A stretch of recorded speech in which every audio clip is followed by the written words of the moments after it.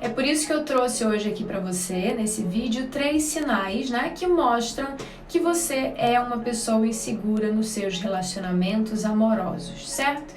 O primeiro sinal, gente, de que existe insegurança no amor é o comportamento controlador, certo?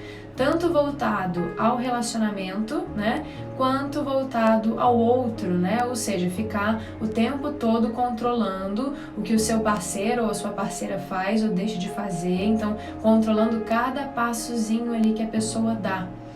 Então a pessoa ela usa, né, esse tipo de comportamento para evitar se sentir no fundo ameaçada.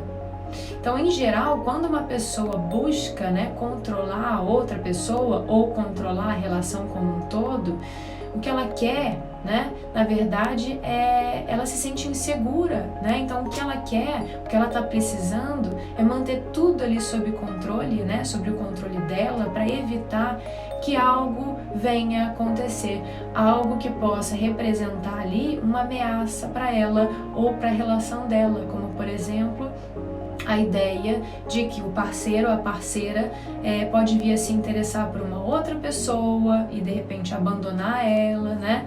Deixá-la de lado e se interessar por uma outra pessoa. Isso é muito comum, tá, gente?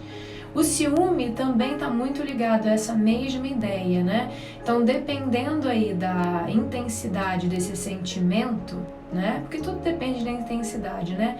Ele também pode demonstrar insegurança, tá bom, gente? Quando o ciúme, então, passa do ponto, né? Do ponto aceitável e se torna uma obsessão, né, constante ali, que gera desentendimentos frequentes, desconfiança, incômodos, ele pode se tornar extremamente problemático, tá?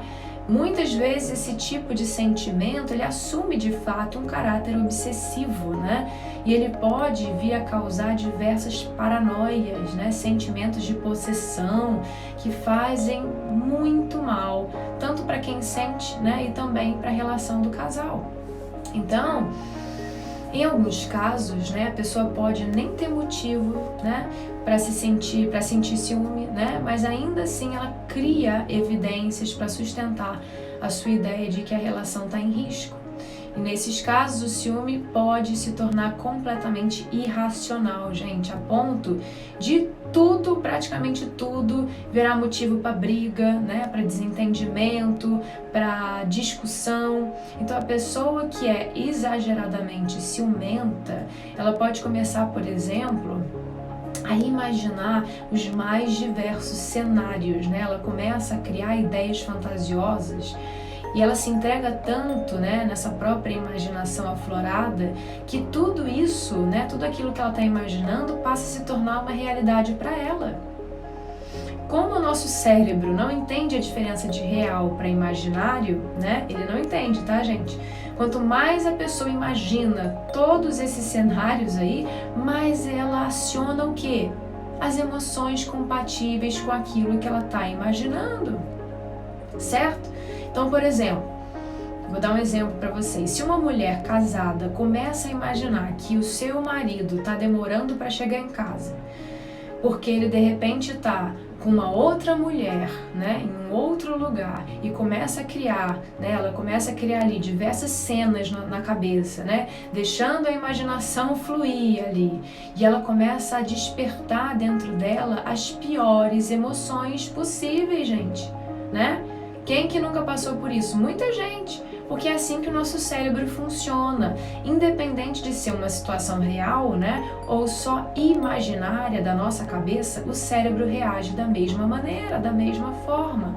As mesmas áreas do nosso cérebro são ativadas, né?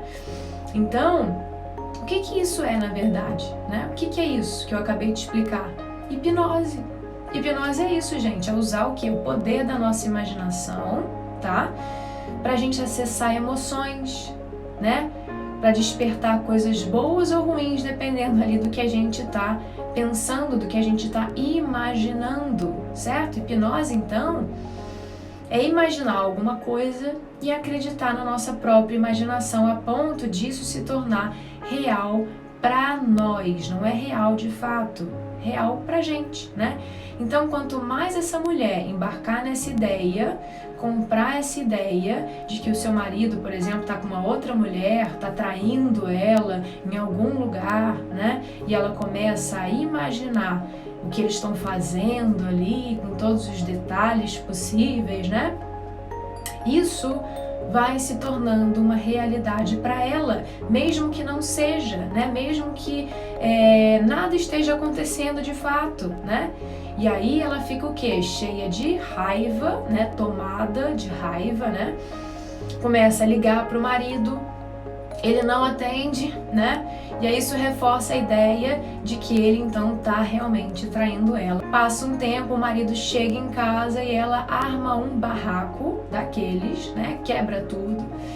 E ele fica sem entender nada, né? Ele nem entende o que está acontecendo. Gente, o que está acontecendo?